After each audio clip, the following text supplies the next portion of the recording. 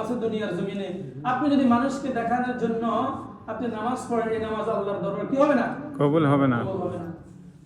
আল্লাহ রাব্বুল আলামিন বলবেন, ও দুনিয়ার মানুষ, তুমি মানুষকে দেখানোর জন্য নামাজ পড়েছো, তুমি আমি আল্লাহর জন্য নামাজ পড়ো নাই। মানুষ তোমাকে ভালোবাসছে দুনিয়ার জমিনে, মানুষ তোমাকে সম্মান দিয়েছে, মানুষ তোমাকে ইজ্জত দিয়েছে, তুমি নামাজি, নামাজ পড়েছো লোক দেখানোর জন্য, মানুষকে খুশি করার জন্য।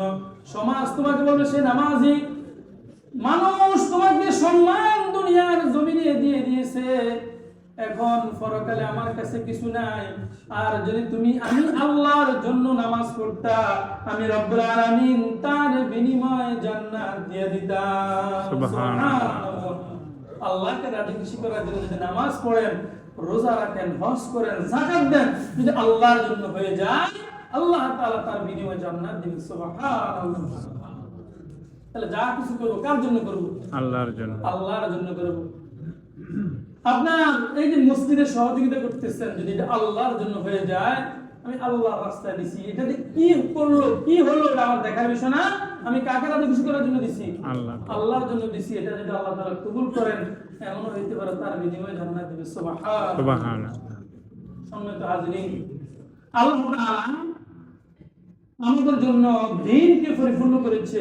আমি যে আয়াতটা পড়েছি, اليوم أكملت لكم دينكم وأتممت عليكم نعمتي ورضيت لكم الإسلام دينا।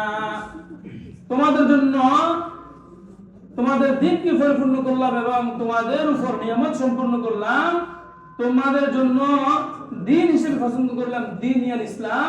ইন্না দ্বীনা ইনদাল্লাহিল ইসলাম। আল্লাহ তাআলা বলেন, ও আমার গোলাম, তোমাদের জন্য আমি দ্বীনকে প্রতিষ্ঠিত করেছি, দ্বীনুল ইসলাম, ইসলাম ধর্মকে পছন্দ করেছি, তোমাদের জন্য এটা আমি পরিপূর্ণ করেছি এবং আমি রব্বুল আলামিন নিয়ামত দান করেছি। সুবহানাল্লাহ।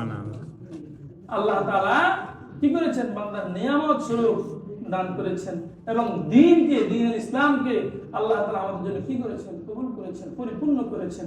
সম্মানিত হাজিরিন, এই দ্বীনের জন্য, দ্বীনকে প্রতিষ্ঠা করার জন্য মেহনত করতে হবে। নামাজ কায়েম করার জন্য মেহনত করতে হবে, নামাজ প্রতিষ্ঠা করার জন্য মেহনত করতে হবে।